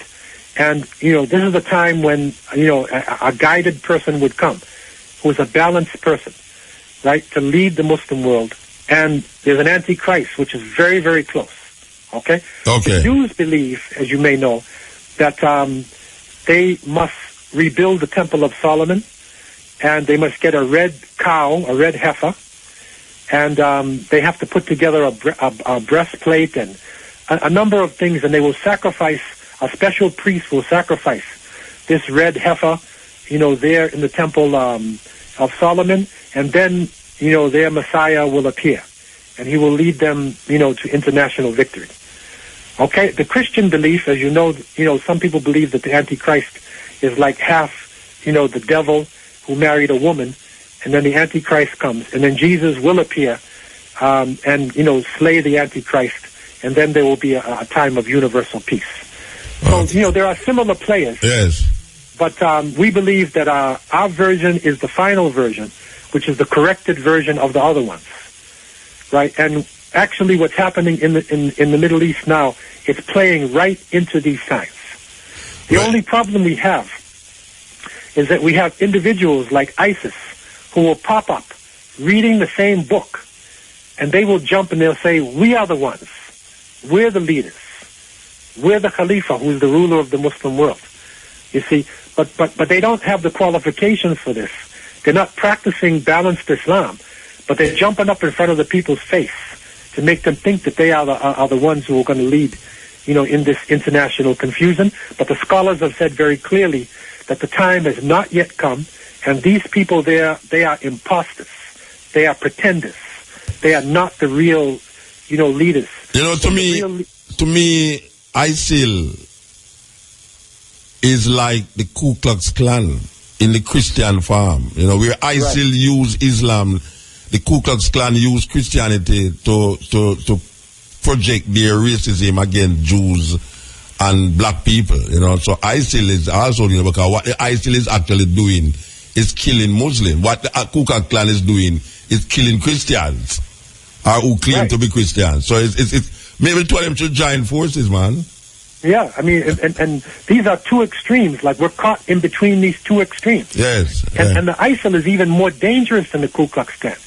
Because at least when you see the Ku Klux Klansman and he's got his hood on and he's burning the cross, you know who he is. But ISIL is coming like they're a good, force. They're helping people, but they're actually, a devil in disguise. All right, well, hope that people even get a little insight of this Islam. What is happening? I said that you had a series of functions that take place already, but tell the people what will be happening today, which is Thursday, Friday, Saturday, and Sunday. Yes, what is happening, I was supposed to come to Jamaica myself. Okay. But unfortunately, I had been traveling in Black History Month, and I traveled so much I got exhausted and I got really sick. So I was not able to come. But other speakers have come in. Right. This is called Islam Awareness Week. 3 programs have happened. The final 2 major programs is a public lecture, which will be held at Port Maria Community Center on Saturday the 25th, and that will be from 2 p.m. to 4 p.m. On Sunday the 26th will be a public lecture at the Jamaica Conference Center, and also that will be from 2 to 4. For more information, you can contact the Islamic Council of Jamaica. Their local phone number is 310-8100, or 928-1771. All right, explain. What is a khutbah? A khutbah? A khutbah is a sermon. So the khutbah is given on Fridays, because Friday is our holy day. And so the sermon is given. The people make the prayers. They have a community gathering, and then they can go back to work. It's not like a Sabbath where you've got to take the whole day off. But it's a period of time in the midday when you must go and listen to this sermon. So it's like a speech. Yeah, we want to say give thanks to the moment, give thanks for you to really take the time out to really explain to the Jamaican people some insights into Islam, and we hope that your interview here will help to awaken the people as separate what is Islam and what is ISIL. We hope that can separate itself. Yes, and in the future, you can contact me at any time, either directly, you have my phone number, or through the Islamic Council of Jamaica, because I have traveled extensively in Africa. I have been to the pyramids. I have knowledge of the ancient pyramids and what happened in those days. I've been to the great Zimbabwe. I've lived in South Africa. I've lived in Nigeria. I've traveled to 61 countries. And I'm your humble brother with a Caribbean background. So feel free to call me at any point to discuss different topics concerning African history and concerning Islam. Well, give thanks. Yes. Give thanks for them that the 5th annual Dispoem Words and Agro Festival will be kept on Sunday, which is this Sunday, April the 26th in Portland, a place called the Neville Anthony Park, right there in the center of Port Antonio. And it is a free event. That is the Dispoem 5th annual Dispoem World Agro Festival. Years I've been playing this song for Mother's Day. For those of you who listen to the Cutting Edge regular, you know that anytime Mother's Day come around, we usually play this song. Well, I want to tell you, this song here, right now, take on to a different mindset, a different feeling. After I played this song for so much years, this song here now, the words have a total different connection right now, for I personally. Yes, Ian Muta, Mandingo. Yeah, me know you, man. How you do, man? Yeah, man, everything is everything. Greetings this Thursday morning at the 23rd of April 2015. Yeah. Amen, Ra, me praise. Yeah, man. I was listening to the Sheikh. Yes, and I had to make some notes, And I totally agree with what you said. Questioning about Prophet Muhammad of Islam marrying a 7-year-old. Because as far as I'm concerned, whether Muhammad or anyone, a child of 7-year-old, that's a child. And there can be no marriage between an adult man and a 7-year-old or a 10-year-old girl, irrespective of any so-called family who say that they allow that and that type of thing in any age and any time. That is wrong. Talking about the context of things is rubbish at that age. Because I heard him saying that in that time they're talking about a girl reaching puberty in terms of seeing her period and that type of thing.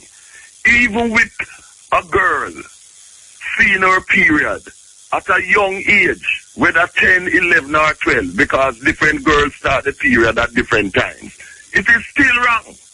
And I don't care who the individual is as a man, or what religion or what race they belong to. And when it comes on to African, Europeans also practice this type of thing too. When you read European history, not just in Africa, or with Arabs and that type of thing. You have Europeans and other races of people who practice this type of child oppression. It's totally wrong. And then the next thing that I noticed that he was saying is that when he was in Jamaica some years ago, and they asked him how many wives he had, and he was explaining that with the Muslim religion they can have up to 4 wives. But what he omitted was that they can have up to 4 wives and concubines. And not only that too, one must remember that we Africans, thousands of years before Arabs, Europeans, and so on, we practiced polygamy of having more than 1 wife, but it was based on the fact that you had to be able to cater to the needs of each wife. So this is not an Arab Islamic thing. Africans had been practicing that. And he said something which was totally wrong, trying to say that Toussaint Louverture in Haiti, Macandal, who is from Trinidad, and Bookman and so on, they were not Muslims. They were Africans that didn't practice any Muslim religion. The religion of Bookman is voodoo. It's voodoo which the Muslims fight against. Yeah, wait, hold on. You know, say, when them say it, I kind of get distracted with the computer, you know, because I didn't really want. I realize that. I didn't want to mention it to him, you know. But then when I come forward, him does it again, and then I say, well, you know, say you have words from Arabic in the Maroons. But one of the things where I really want to say pertaining to the Arab influence by West Africa is that it is the Arab influence by West Africa. When you hear man attack say Africans sell out Africans, a lot of the chief them was Arab influence, Muslim influence, and them never see other the ones them who were Muslims never see the other Africans them as part of them. You know, like what Christian say. No. It's you're perfectly right. Yeah. As a matter of fact, the Africans who became Muslims fought against other Africans and enslaved them. And into Africans. The Arab Muslim co-religionists. This is what happened. This is what they do. They impose their religion by the sword on our people, and we still have the problems. Well, a whole heap of people don't know, say, the reason why you have Arab words amongst the Maroons is because the Arab influence was so deep in West Africa, coming through from Tunisia, through Morocco, through Mali, down to Sierra Leone, Guinea, to Ghana, to Ivory Coast. Yes. All of them was influenced. Wars of invasion. Yeah, and when them get capture, when them capture these Africans who were not Muslims, them never see them as part of Muslim. Because you know, when a Muslim become a Muslim, you know, him is more nationalistic to Islam than to him African tribe. You know, in a Senegal and in a which part them people there, where most Islam there, they are more towards their religion than towards them nationality. So them actually, that's why them give up them name. Because I was trying to put the crack up right, you know, so them give up them African name and choose Arabic name. Exactly. Because they now swear allegiance and alliance to the Arab Muslim. To this Arab idea. Muslim. Yeah. Yes. And you know what? They're no different from those Africans who swear allegiance to the Europeans and Christianity over them whole African religions. It's the same type of characters. It's just that some bow and serve the interests of the Arab Muslims, while some other Africans bow and serve the interests of the European Christians. And both of them have been used in the past and still to invade and enslave other Africans on behalf and for the Europeans and the Arabs. And I am totally against that. And they fight against voodoo and any African religion. But you notice he doesn't mention that. But you notice one of the things that he said was that Islam, Christianity, and Judaism are the same religions, but they just have different players. He's right. No, where might say them have the end game is the same, but it's like so many leads. So many leads, 1 3. Yes. So many leads. No, wait, watch out. You must understand, say, the whole of them root come from this idea of Abraham, you know. Christianity, Judaism, and Islam come from Abraham. But apart from that, still within the level, within the consciousness, you know, when the gist of the conversation was to separate ISIL from Orthodox Islam, because I know, say, most of Islam is not ISIL thinkers, and there's a need in Jamaica right now to make people understand. Say, if somebody say them is Islam, you're not going to hunt them and say them connected to ISIL. You know, see, and that is really what the awareness was. The awareness is that Jamaican, because right now we have a problem with a little youth who get turned back from Suriname. I don't know if you hear about it. Yes, man, I know about that. Yeah, and them saying they're going to join ISIL. All right, now yes, I know that. What we are trying to rectify right now in Jamaica, because the propaganda can get so weird that people start to witch hunt Islam, Muslim people in Jamaica, and we don't want that to happen. So that the reasoning for the awareness is to sensitize the Jamaican people that the Muslims, them, it don't necessarily mean because you're a Muslim you are with. That you are a member of ISIL. Or Boko Haram. That is really the reason. So we can actually debate over the tendencies and the philosophies of Islam, but what we was trying to do actually was to clarify this connection that people always get. Say, if you're a Muslim, you're a terrorist. You know them really? Because them they say that with Jamaican too, you know, when you go to airport, I have a blue passport. Them say, boy, you sell ganja or something. You know them? Yes, we know that. The stereotyping thing. I understand that, you know, but the point that I'm making is that he was still using, both by commission and by the omission of facts, of the role of Arab Muslim imperialism against Africans in Africa and outside of Africa. Yeah. And the role of Arab Muslim imperialism is just as evil as the role of European Christian imperialism against the African race. I agree with you. That is the point. I agree with you. That is why they can't take and that is why they can't take a Marcus Garvey African, because we stand as Africans knowing that we don't bow to no European, no Arab, nor their religions. It's as simple as that. Yeah. And we remember that we have our books, The Destruction of Black Civilization by Chancellor Williams, that document the role of the Arabs with their Islam religion and the Europeans with their Christianity. The books of Sheikh Diop from Senegal with the same thing, and our other African, like Dr. Yosef Ben Yochanan, who constantly educated us about what Arab Muslim imperialists and European Christian imperialists have done to our people. So we have to keep our people reminded of these facts, because we remember no Maroons came to Jamaica. It's Africans who come to Jamaica. And the presence of words in English that we as Africans in the Western Hemisphere use is because of the enslavement and attacks on our people.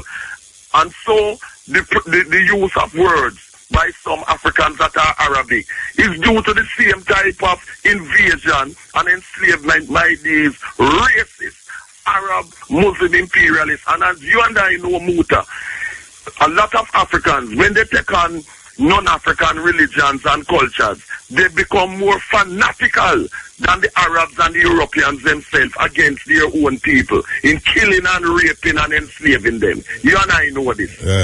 And we have to always guard against this, my brother, and my African people are listening worldwide. So I am glad that, you know, I was able to hear this Sheikh, and I will never be Muslim, I will never be Christian. My religion is African traditional religion that both the European, that both Christians and Muslims are against.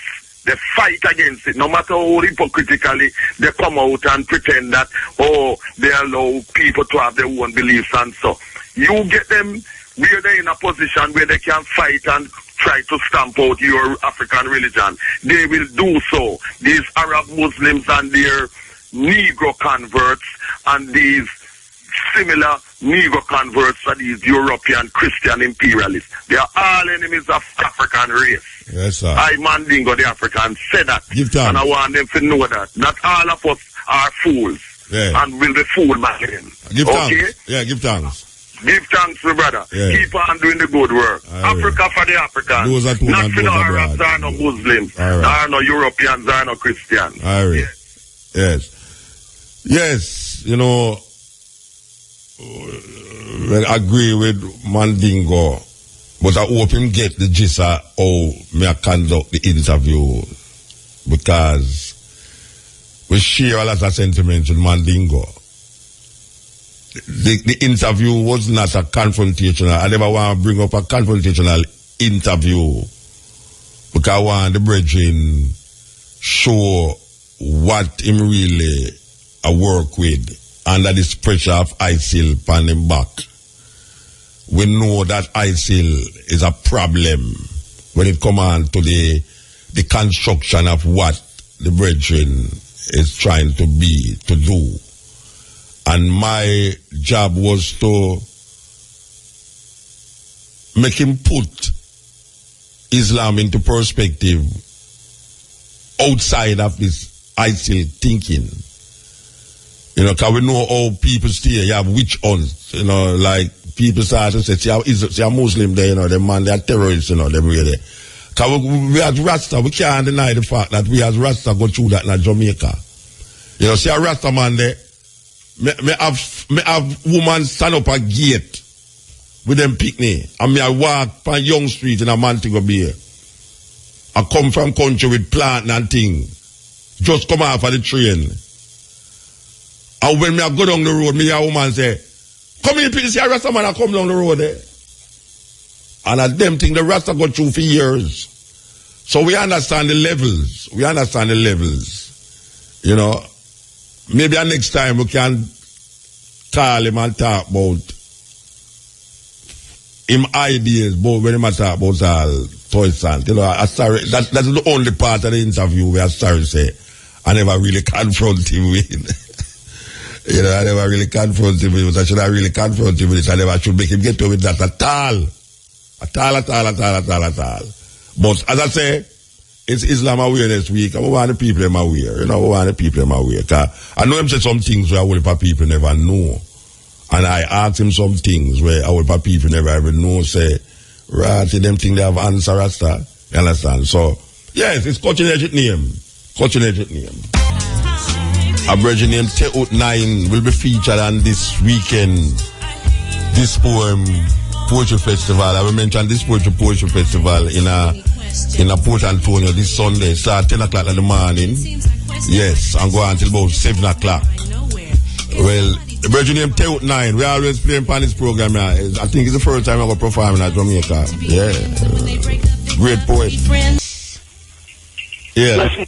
Give thanks. Yeah. Cutting edge or drive wedge. Make you then steep edge. Set them by edge. Train them out as jegs. So I'm big brother. Yeah, I'm there, man. I will love to hear you, man. Man, you miss you the other day, but me still hear the African talk still. Yeah, well, me still do the program, so you couldn't miss me, man. I'm there the program still. Well, me miss you being in Jamaica, but me got your voice was here, really. Yeah. Yeah, man. Yeah, so anyway, how's sister Jackie? Oh, she? Yeah. She alright, man. You want to talk to her? Yeah, man. Eh? See the boat? Eh? Call her for her phone. Eh? Call her for her phone. Oh, yeah, man, he call her. Yeah, man, come here, have the thing, you know. The yam thing? Yeah. We don't say you are the yam lady still, you know. I know yam lady, you call me a yam queen. Yam queen, alright, yam queen. Yeah, right. So they have farm like you know, because I guess I'm not really fall good and things. Yeah, tell you, so where you have down there? Tell me where you have down there.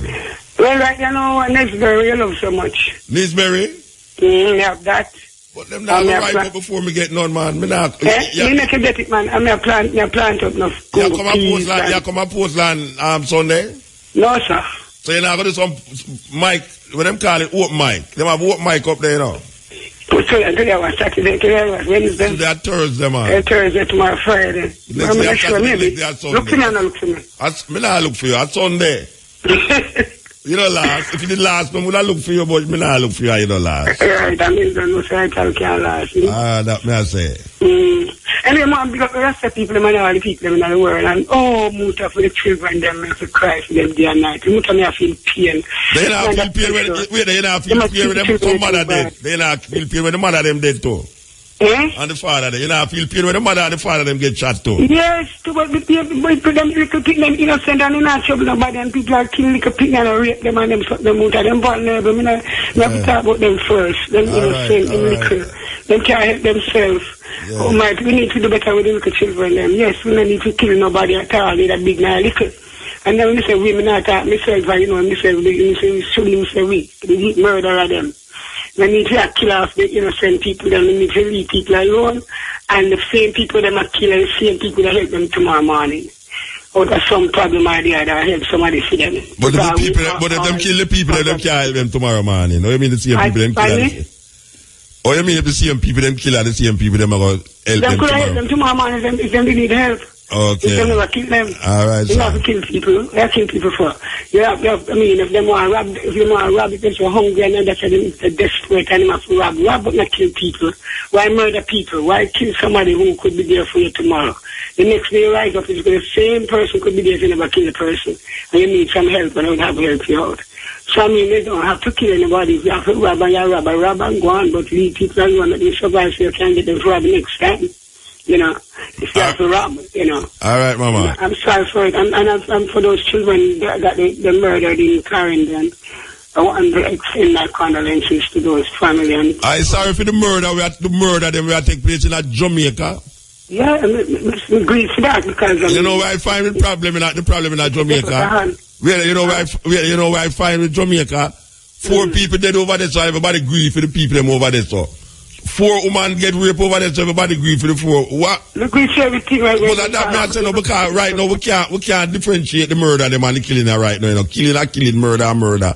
We just have to say we have to try to figure out what the hell is going on in this bloodless country. You know what already? Living syndrome, Muta.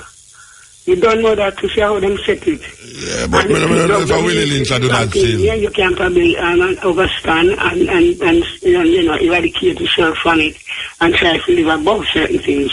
But some people are so vulnerable, they can't help themselves, you know, so them just get carried away. Well, we have to go get to them. We have to go get to them people there right now. We have to get to them. Yeah? Anyway, we have to move your door.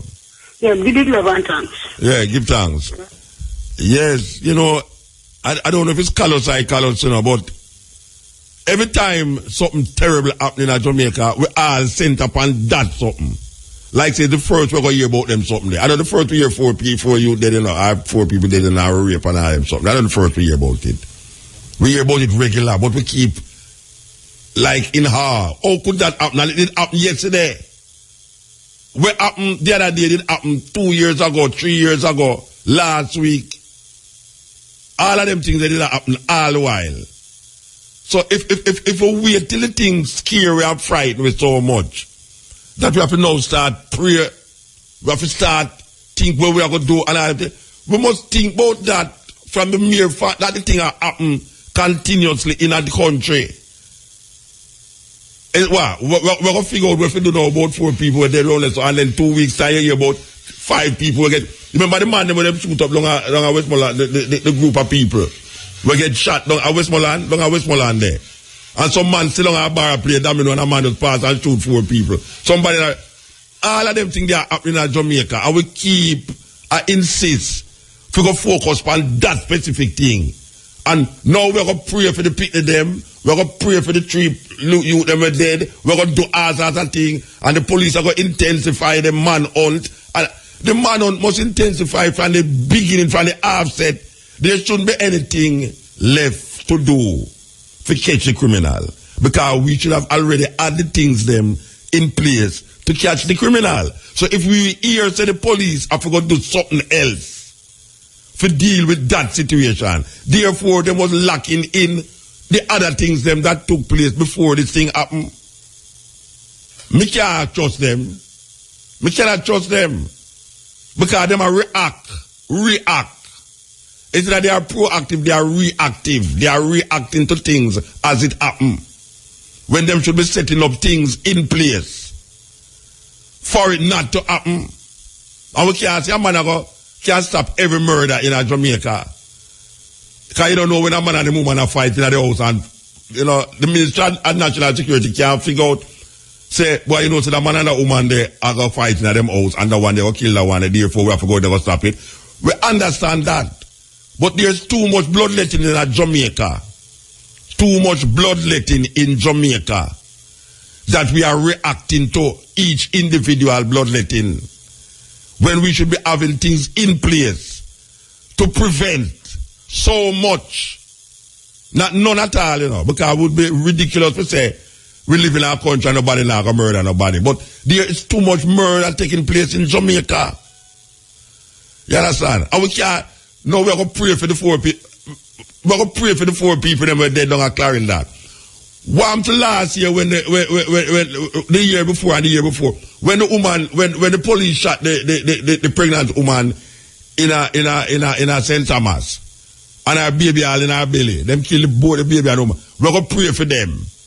The 4 women them with them murder, including the 8-year-old little picnic with them rape, down at Irving. We're going to pray for them. The man them will sit down at the, how much prayer we cannot pray, so?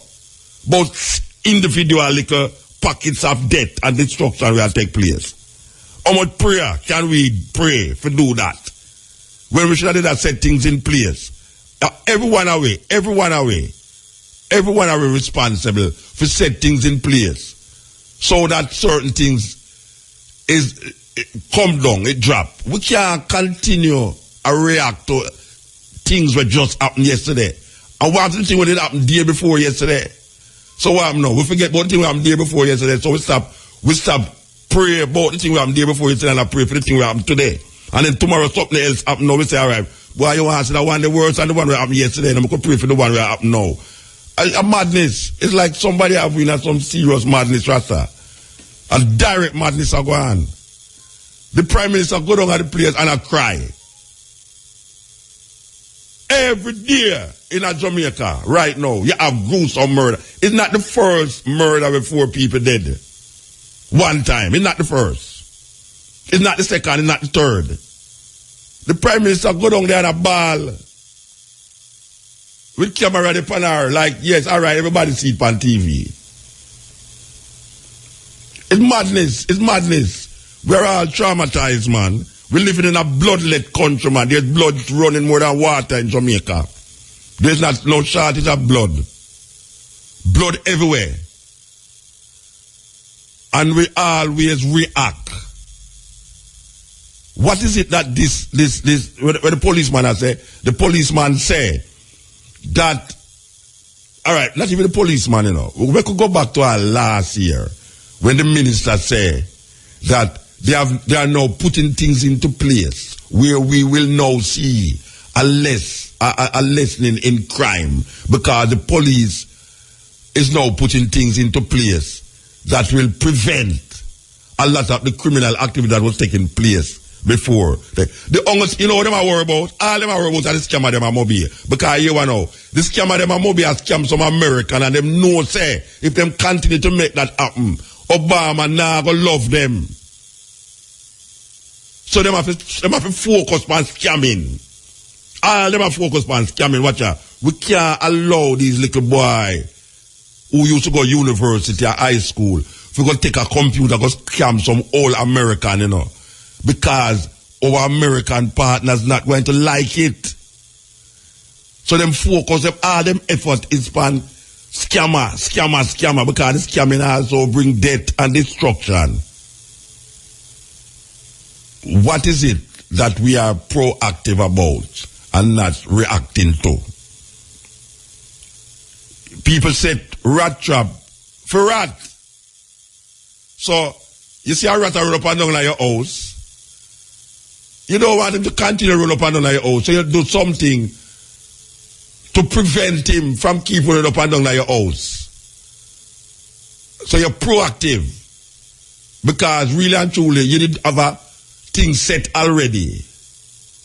You are reacting to something that happened before So in order for it not to happen again, you're going to set something to prevent it from happening again. In a Jamaica, we ball about something that happened before.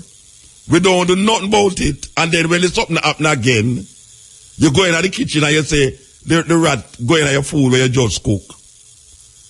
And you say, rat, you didn't know, so the rat go in my food where you just cook. And then the next day you go put back your food there again. And the rat in your mouth your food again. You say, boy, every day the rat come in my food.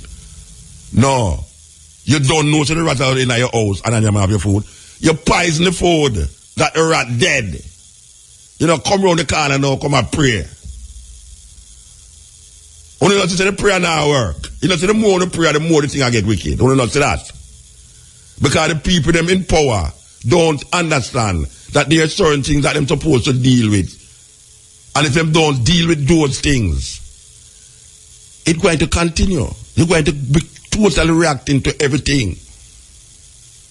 You're reacting every time you react.